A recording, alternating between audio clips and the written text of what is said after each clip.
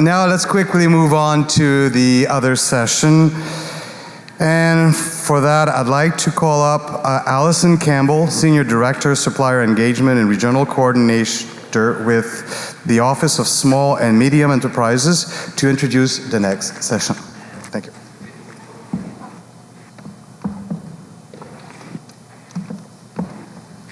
Good afternoon. On behalf of the Government of Canada, I'm pleased to be a part of this very important organization. The Office of Small and Medium Enterprise is working to reach out to more underrepresented groups like the LGBT plus community to encourage increased participation in government procurement and to help you navigate the process to find opportunities in our $25 billion federal market. This year, OSME has partnered with the CGLCC to conduct the first ever national research study on the Canadian LGBT plus business landscape. This research examined the current landscape of the Canadian LGBT plus business community, providing us with a much richer understanding of the environment these businesses face.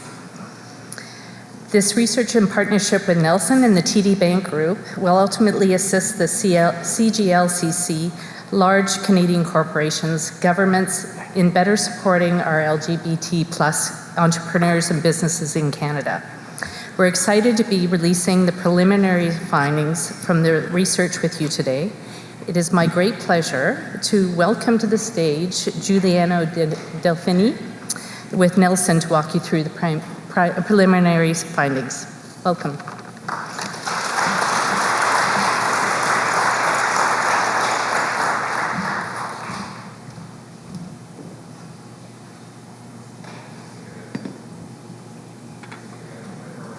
Hear me? No? How about now? All right, perfect.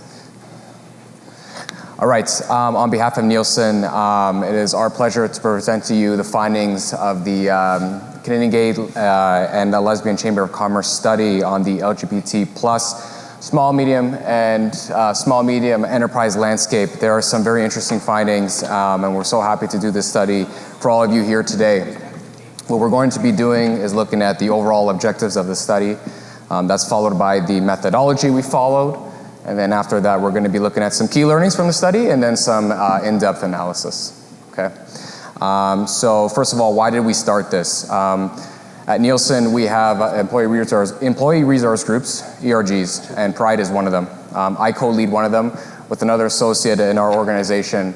And the reason why we do it is because we at Nielsen believe in promoting a diverse and inclusive work experience. Anyone who wants to come out and work with us, doesn't matter their background, who they like, who they love, whatever the case is, as long as we're into the unified goal of improving Nielsen and working for Nielsen, we accept in at our business. To further to go on to the study, our core objectives are first, to gain visibility into the Canadian LGBT plus landscape. The second is to gain an understanding of the outlook and challenges facing the LGBT plus businesses. That's then followed by getting an understanding of what the CGLCC can do and its partners can do to support the LGBT plus businesses, okay? So just a quick overview, our research design, it was a quantitative web and mobile study. We looked at it across total Canada, okay? We spanned it across English and French languages. It was about a month long in terms of when it was at work, and the survey length was about 15 minutes. In order to qualify for the survey, the respondent had to, number one, be an owner, operator, or controller of a business in Canada, and then number two, have a company that has a head office in Canada, okay? In terms of collection, broken out into two here. So the main survey, the Canadian business owners were interviewed on their business size and their region to allow for proper representation. So we had approximately 2,000 business owners collected this way, okay, and of which 56 were LGBT plus owners from natural fallout. We then completed a booster survey so that we had an additional 52 LGBT plus owners interviewed for further analysis. Then you can see at the bottom right there of your screen for 108 total LGBT plus owners. So how does this all play out? In terms of total Canada, there were a total of 2,050 business owners, and then for the LGBT plus, in order to also qualify here, you needed to be a majority owner, so 51% or more controlling stake in the organization. All right, so what are our key learnings? If we size up the LGBT plus business landscape, we can see that in terms of number of businesses, 1 out of every 40 Canadian businesses are LGBT plus majority owned or operated, okay? And then in terms of a tangible number, that accounts for approximately 28,000 businesses across the country. All right. In terms of number of employees, if we took it into a pie chart and looked at the distribution, okay, we can see that a vast majority, so 57% are self-employed. So when we talk about these organizations, we have one sole person running the organization, 57% are self-employed. That's followed by 21% in the yellow, that's 10 to 49, okay? Then followed by 20%, 2 to 9 employees, and then a small number there at 2% at 50 plus. But if we took that pie and then we said, what are the average amount of workers that work in these organizations? We have 16, okay? And how that looks at a total Canada view is that represents approximately 435,000 jobs, full and part-time, throughout the country. Okay. And then, sizing it up in terms of a gross revenue perspective, LGBT plus businesses generate about 1% of corporate revenue. In Canada, that represents approximately $22 billion, okay? And of that $22 billion, 1% of that comes from the federal government. Okay. In terms of LGBT business owners, they remain enthusiastic and happy despite challenges. So if we start on the left, 81% of LGBT plus business owners are happy and 78% are enthusiastic about the business forecast. But when it comes to challenges experienced, there are still some. So 46% say on at least one occasion, I have purposely hidden the fact that my company has LGBT plus ownership. 33% say self-identification as having LGBT plus ownership has resulted in the loss of opportunities for my company. And then about 1 in 4, 28% say my company has faced discrimination in the past because of LGBT plus ownership. All right, so taking a look at the overall landscape, we're gonna go and deep dive into the survey questions and what that resulted in. So the first thing here, approximately 1 in 40, so what we mentioned before in the key learnings, 1 in 40 Canadian businesses contain over 50% LGBT plus ownership. So that's that 2.4%, okay, that either wholly owned or majority owned. If we wanted to look at the pie and understand how many in total LGBT plus businesses there are in Canada, we would look at the colored purple portion of the graph. That's about 13% of overall businesses in Canada are either partially, majority, or wholly owned by LGBT plus owners. Okay, and then of those businesses that are over 50% owned, those that are LGBT plus, 74% are sole proprietors. So we start seeing some contrasts and differences versus total Canada. Okay, total Canada having 60% sole proprietors, LGBT plus 74, and as we go down kind of the hierarchy there, general partnership, we don't see too much of a difference, okay? We have 10 versus 11, but then where we start seeing more differences are here under limited partnership. We have 6% for total Canada and then less than 1% for LGBT plus, and then that's followed by 22% for corporations and then 15% for LGBT plus. Okay. So in terms of most respondents that are LGBT plus, we can see that we over-index quite largely on university education versus the rest of the country. So if we compare the right side of the chart versus the left, so Canada versus LGBT, where we stand out the most are under university education, okay? And this might make sense more as we play out the rest of the slides. When we look at the industries in which we play in, about 1 in 6 or 17% of LGBT plus businesses are in retail. That's followed by 16% in healthcare and then 14% in professional services. So some interesting findings are that retail and professional services rank amongst the top 2 of 3 in Canada and LGBT plus. And then healthcare on the LGBT plus side also falls under the ranking in Canada, but where we don't see from the Canada side to the LGBT plus side is in the construction sector. Okay. So unlike total Canada, LGBT plus businesses are predominantly self-employed. So if we look at the left chart, we can see at the top there in the purple portion, the LGBT plus, most of the business sizes are self-employed. And when you look at it versus total Canada, that being only at 34%. Okay. And then following that on the right side, when we look at types of labor in the market, most LGBT plus businesses are freelancers, okay, as opposed to total Canada, where we see more as independent contractors or on-demand workers or temporary casual workers. Okay. And then when it comes to employment, so total amount of employees within the organization, LGBT plus businesses over-index on many diversity groups, including women, disabled, and Aboriginal, which is a great sign to show the diversity and inclusion of those groups. Okay.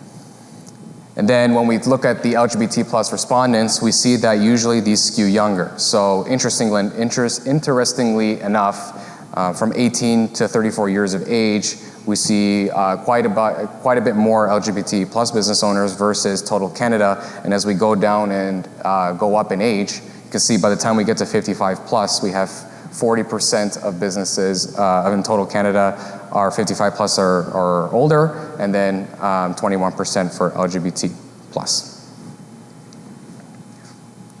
Okay. And then that also might connect to this slide, which won't be overall too surprising. So compared to total Canada, LGBT plus businesses, they're young. So they're mostly between the ages of 1 to 3 years in age. This is the business age of the organization. So just circling there on the graph, we can see that 34% for the LGBT plus versus the 15%. And then again, as we go down the chart, when we look at between 11 and 20 years of age, and then the more than 20 years of age, we can start seeing there is where the total Canada businesses are larger. The numbers are larger. Okay. All right. When we look at corporate head offices, over 60% of LGBT plus businesses are located within Ontario and Quebec.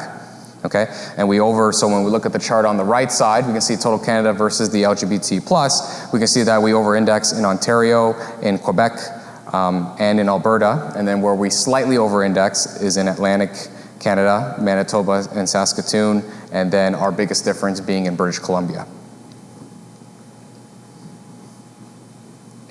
Okay, and then when we look at LGBT plus businesses, they serve more markets across Canada than the average Canadian business. So again, just comparing the purple portion of the graph versus the blue, we can see that aside from British Columbia, LGBT plus businesses actually look to serve more than the total Canada counterparts when it comes to which markets they serve, where their goods and services are available.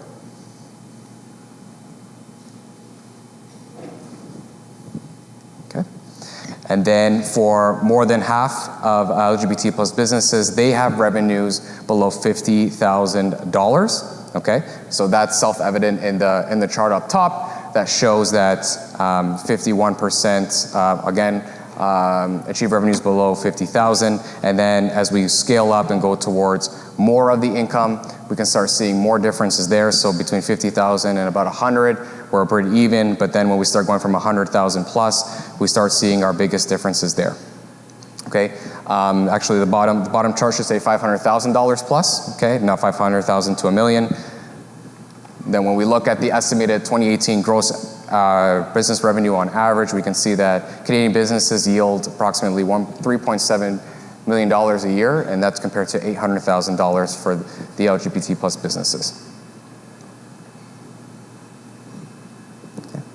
And then finally, when we look at the majority of LGBT plus business owners, how they're identifying themselves when they fill out the survey, what we found interesting is that most prefer, when they filled out the survey, they were able to choose multiple options here, and many prefer to show and to self-identify under sexuality more than gender.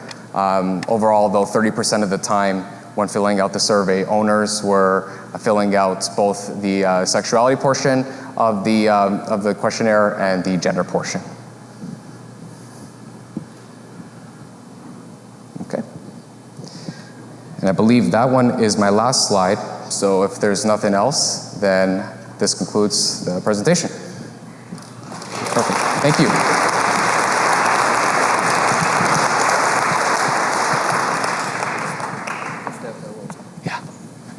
Thank you, Giuliano. For those of you who I have not a chance to meet, I'm Marc-Antoine Sommier, Regional Manager for LGBTQ2+ Business Development. TD is very happy to have sponsored and partnered with the CGLCC, the Office for Small and Medium-Sized Business, and Nielsen on this research and these findings. There's more data that will also be shared later on by the CGLCC, so look out for those findings. But I wanted to open it up for the audience if there's any questions for Giuliano, anything that sparked your interest that you would like to get a little bit more information. I thought it was interesting based on what Minister Ng said about, the majority of the small LGBTQ2+ owned business that are exporting, and I think we're seeing that as well in the data here, and also that most of you are very enthusiastic about your business and the potential to grow. So I think the data shows that. There's a lot of resource in the room with the CGLCC and the different partners, and let's open it up for questions. Hi, Bruce McDonald on the CGLCC board and operator of a small business. More of a comment.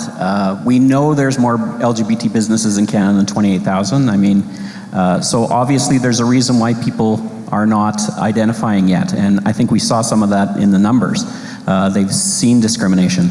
Also, one of your last slides about the 800,000 compared to the Canada cap of 3 million. Obviously, there's lack of access to capital to grow our businesses, which we've been saying.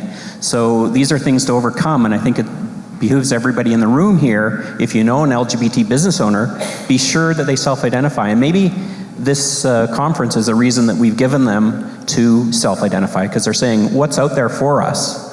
And hopefully we can tell them the CGLCC is out there for them, working with government and industry to move this forward. So thanks for that information. I think it's generated more of a challenge to us. And remember, the first time the government did a census, they said only 2% of the population in Canada was LGBT. Well, that means every one of them comes to Toronto Pride. So I don't think that was the case. But I think this challenges us, and hopefully when we go to market again, we see those numbers go up. Thank you. Perfect.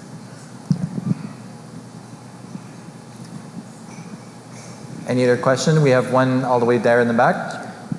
My name's Kai, and I'm with Transfocus Consulting. I was curious, since you did collect some data on representation from both the sexual orientation perspective as well as the gender perspective, were there any gendered differences in some of the data, whether it be trans folks or women? Did you see any difference, or maybe did you do a deep dive on some of the aspects that might be slightly different from sexuality versus gender? Thanks. Yeah, so from my belief of understanding of the study, it was simply just a question that was stated of what your, again, sexuality or gender was, and it was open for the owner and the respondent to fill out exactly what they wanted to feel comfortable with. And it wasn't, so it wasn't like a separate question or anything like that. So unfortunately, we don't have too much visibility into that answer, but it was interesting for us to find how we weren't given as much visibility as understanding why we were only achieving 30%, but it's definitely something more that we can do. This is just a preliminary study of understanding what's happening. I think we can get closer to that answer with more research. We have one question right here.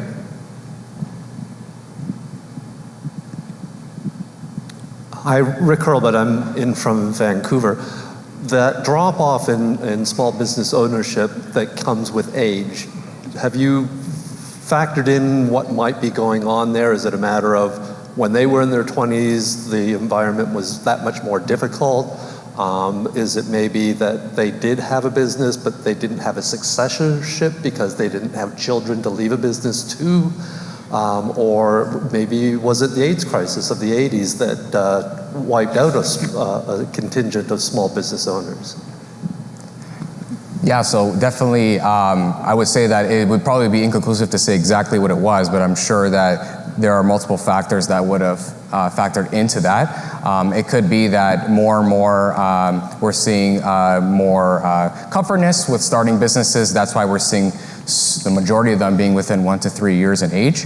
And I think that if we are looking at of course, just if we're looking at a study 10 years in advance, I think the skew of those graphs are going to look completely different. And it'll be very interesting to see what those findings look like. But I agree with your point. I unfortunately don't have an answer in terms of what conclusively was that one reason or two reasons why, but I believe that's a multiple factor of everything that you said. Another one right here. I think we have one here, if you don't mind. Hi there, Katrina McKay from UpLevel. Wow, that's loud. Okay, I don't need to speak that loud. Could you speak a little bit to your data collection methods? Because I'm curious about, for example, the very high representation of sole proprietors. I'm wondering if that has something to do with the fact that I think when you're starting a business, or not necessarily even that, but if you have a sole proprietor focus, and my company works with a lot of sole proprietors, you might be more inclined to take a survey. Like, I'm also thinking about like my own growth as an entrepreneur and a founder. It'd be very difficult to get me to take a Nielsen survey. I just don't have the time. Was there any way to account for that? Do you think that has skewed any of the results, both in terms of the LGBTQ sampling, but also in general? Guys. That was a convoluted question. Yeah, no worries. You guys have the mic there? Sorry, yeah, just need the mic over here. You're right beside me. Yeah, it was a totally representative sample, and everything was weighted, so it's to Gen Pop, Canadian business, so the data is real, and those skews are. I'm curious as to how you do that. We can leave you chat about it. Yeah. Hi, Peter X again from Corporate Specialty. So part of the initial presentation was how this would impact on the CGLCC and its efforts to help the LGBTQ2 community. And I have to admit, I'm looking at that, and again, the very high representation of sole proprietorships and the fact that they're so young and also making about $50K a year. So to me, I'm just trying to figure out how does those findings in particular impact the CGLCC's approach going forward, because I'm looking at that and I'm looking at business development and strategies to help with business development, et cetera, et cetera. But can the CGLCC speak to that? Have they had a chance to look at, actually digest this information, and is it impacting their decisions on how they approach things? Yeah, I think that's a tough one. So I think the way to go about how CGLCC can help with that is honestly by spreading around this information, because part of it, we just mentioned Nielsen, we only have times or funds to understand how this information can help them. It would be of value and of utmost importance that everyone who is able to get hands on this information does, and hopefully being able to understand what the data and the insights are telling us is going to make those businesses that want to grow, that want to improve the number of employees they have, they want to serve in more markets, that they're able to understand how they compare versus the survey, how they can use this information and then better themselves in terms of growth, in terms of revenue, employees, and markets they serve. And it's not on. Oh, there we go. I'll quickly speak to from a CGLCC perspective. So, this is very preliminary data and findings. So really they were in field up until almost like a week and a half ago. And so they really managed to pull this together. So unfortunately, we haven't really had a chance to do kind of a deep dive and start to kind of really look at what this means. These are, again, just very preliminary numbers. To Bruce's comment before, I think that there's certainly some surprises there. And so we need to spend some time actually going through what does that mean, and what does that mean for us as an organization and for the community. But I think that this really showcases that there's more opportunities, and there's a hell of a lot more work that needs to be done to make sure that we're actually working for our LGBT businesses, that we're giving them a voice, that they actually feel comfortable being able to self-identify and be out there. So I think that this was really meant to give a kind of a good snapshot of what we've found so far, but certainly not meant to kind of just end the conversation. I think this is really just the start of that conversation.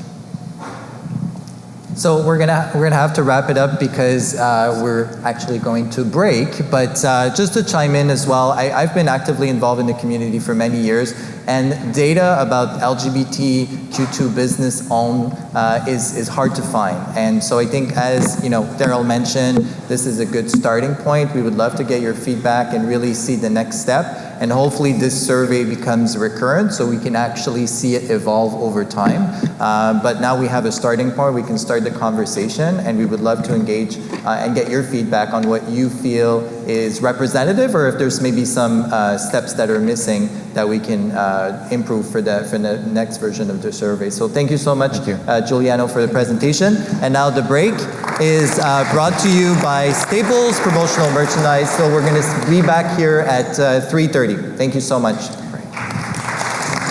Thank you so much. Really. Okay, great.